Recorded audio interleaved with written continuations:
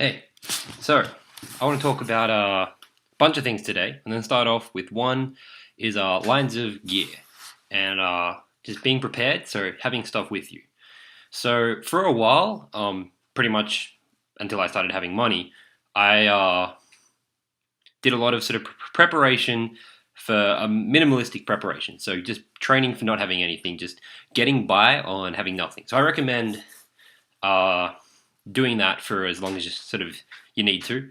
It's good to know how to get by with nothing, but when the time comes that you can start to afford things, it's good to know what things to get and where to get it, why to get it, but just useful things to have on you, useful things to have in general. So I have a friend, Alex Peak, and he's sort of a very into sort of like tactical gear and having the appropriate stuff, being very prepared for every situation. And he introduced me to this technique that is outlined really well by the Navy SEALs. And this technique is about lines of gear. And so that is just owning things and owning the relevant things and where to put them, how to keep them, and what to have on you. So basically what this does is it breaks down gear into 5 lines. So it starts off with the first line. The first line is what you always have on you. So that's essentially everything in your pockets. Now, so I've got these great little sort of pocket organizers here. So here's an example of one here. And so this is like my wallet pocket organizer because I don't actually have a wallet. And what I've got in here, I've got pens and paper, and I've got medical scissors, and I've got a little like card to USB thing that I probably shouldn't be in this pocket, but then I've also got like my credit cards in here and money and other backup stuff. And so that sits in my pocket. And I can actually hold, of these containers, I can hold 4 of these in my pocket. I've got track pants, nice ones. They fit in well.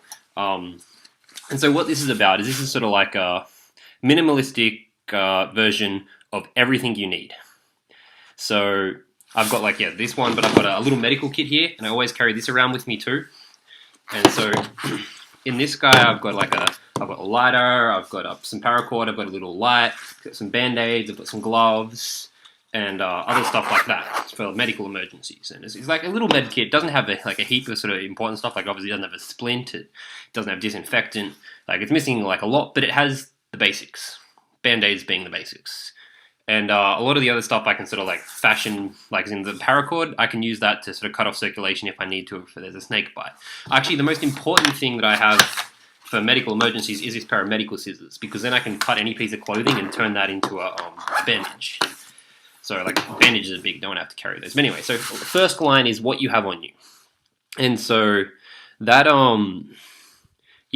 that's the very first line. The second line is called like your belt line, or like it's not called your belt line, it's just called second line. And the idea is it's like your belt. So I've got my jacket on now. Jacket pockets I don't consider first line because jackets you take on and off frequently depending on temperature. So that's not at all first line. But this belt here is second line. Now why is it second line? It's because whatever I have on this belt, I don't keep on me forever. It's like I keep it on me sort of more than everything else, like a backpack. I don't keep that on me all the time, but I keep the belt on it more. But I take the belt off. I take the belt off when if it's like got too much on it and I need to sit down. But it can hold more than my pockets can, and so that's second line. And then third line is your backpack. Now, backpack again, like it's good for going in between. Like it's good for doing hikes. It's good for doing like day trips, maybe 3-day trips, maybe 5-day trips. And that's pretty much it. That's like reaching the limits of what you can carry is on your backpack. That's the third line. And obviously like using like a belt, much more portable than a backpack. Like for instance, I don't have a backpack on right now, but I've got my belt on. I don't need to take it off. It's not necessary. Like when I get in the car, sometimes I have to take my belt off because it's just too big and I can't sit down. Obviously you have to take your backpack off when you get in the car. And so then there's third line, backpack. Then there's fourth line. Fourth line is your car and everything you keep in your car. So fourth line is like obviously you can't carry everything in there, but you've got supplies that you take around with you. So maybe you have a bigger medical kit in your car, or sort of you've got a bigger library of computer parts in your car. that's handy. Like I've actually got one pouch. Hey, do you have that pouch, the computer parts one? Can you throw that? Don't avoid the one you're just using. That one there. Yep. So this is my computer parts one. It's currently pretty empty because I'm charging a lot of devices, but I just keep like the basic array of cords that I need in my pocket. And that's a first line thing there. But obviously there's a lot more cords you can fit in the car, and you can fit bigger parts and maybe speakers or an MC system. I don't know. Probably don't want to keep that in your car, but that's just examples of things that don't fit in your pockets. And then you've got fifth line. Now fifth line is basically what you keep at home, where you keep it sort of like home camp or base camp, right? So this is everything in this room is fifth line gear pretty much, and that's stuff that you don't always keep in your car, but if you need to, you can put it in your car and you take it somewhere. But generally, you keep it at home until you need it. So that's my sort of summary on storage and keeping things, and so it's also about redundancies. So for instance, I have a fifth line medical kit, I have a third line medical kit, I have a second line medical kit, first line, fourth line. Like I have like a medical kit pretty much in every line. Some of them are the same thing. So for instance, like here's my first line medical kit, and then I've got on my backpack. This is my backpack. This guy here. This is a removable pouch. Now this is my that's my third line medical kit because it's on my backpack.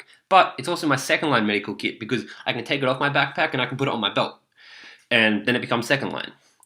And then I've got my big sort of down here, that big green box with the cross on it. That's my fifth line medical kit, and so that stores like things that I don't take around with me all the time. It's got a lot of backup supplies in it, sort of like an overabundance of bandages and like these cotton swabs and stuff like that, and a crap load of band-aids that it's good for refilling the other other lines, but it's just really handy to have there. So, and then I've got I'm still working actually on my fourth line medical kit, so stuff that I want to keep in the car. It's really good to have a medical kit in your car. Now, the reason actually that I have that medical kit is probably the most redundant, I've made most redundant within all my lines, is because I have basic medical training, just lifesaver training, but a lot of that sort of stuff isn't very useful if you don't have the right tools. And it's almost like I'm obliged to have those tools with me because I have that training, and I feel I can help out in a situation to save people's lives, and it'd be wrong of me not to be able to use my skills just because I don't have the right equipment with me. So therefore, it's good to try and make sure that you almost always have some level of equipment with you. So yeah, so even if it's down to just the first line equipment of gloves, which is one that saved me, gloves are important because it means that I'm not going to get whatever diseases other people have if I'm touching their wounds. But also to the medical scissors, to the paracord, to be able to just cut off circulation in case of a snake bite. So that's sort of my rundown on managing gear and having the appropriate gear at the appropriate times. And I may add to that later. Yeah, I've got a bunch more sort of different lines, well, not different lines, but different things within each of those lines that I can talk about. But I don't necessarily need to go into detail. Cheers. Cheers.